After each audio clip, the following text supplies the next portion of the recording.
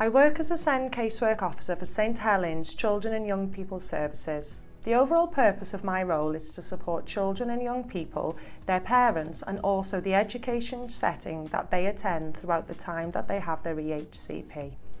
An EHCP is an education, health and care plan.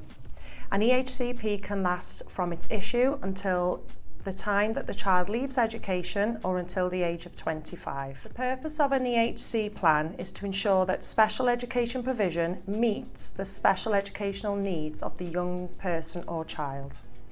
This is done by securing the best possible outcomes for them across health, education and social care, and as they get older, preparing them for adulthood. To achieve this, local authorities must use the information gained from assessments to establish all outcomes across education, health and social care based on a child or young person's needs and aspirations. A very important aspect of a child and young person's EHCP plan is capturing their voice, the voice of the child. This is explicit in Section A of their EHC plan. This section is all about them, the child or the young person. It includes information about them, things that they like, things that they dislike, things they enjoy doing, their interests, their hobbies and things that are important to them. Finally, it includes their aspirations and what they hope to achieve in the future. For our very young children or those that are non-verbal, the voice of the child is often captured through their parent or their carer, as they are often the people that know them best. This is also sometimes supported by education professionals that know the child or young person very well. As a casework officer, my role is very important at the beginning of a child or young person's journey of being assessed for an EHC plan. We begin the journey by requesting assessments and/or advice from many professionals within the health and education services, from those that are already involved with the child or young person.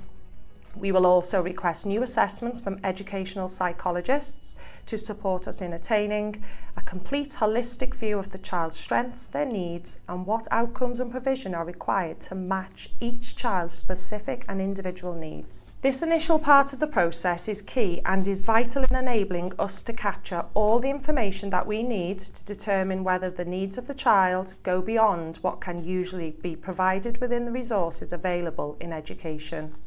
The assessments enable us to make the decision as to whether the child's special needs require an EHC plan. The next part of the process, once we have decided whether or not to issue an EHCP, is to then inform the parents or carers of that child or young person. If an EHCP has been agreed to be issued, then my role as casework officer is to use all the information that's been gathered during the holistic assessment to create a draft version of the EHCP. This is then issued to parents and carers and the health and care practitioners.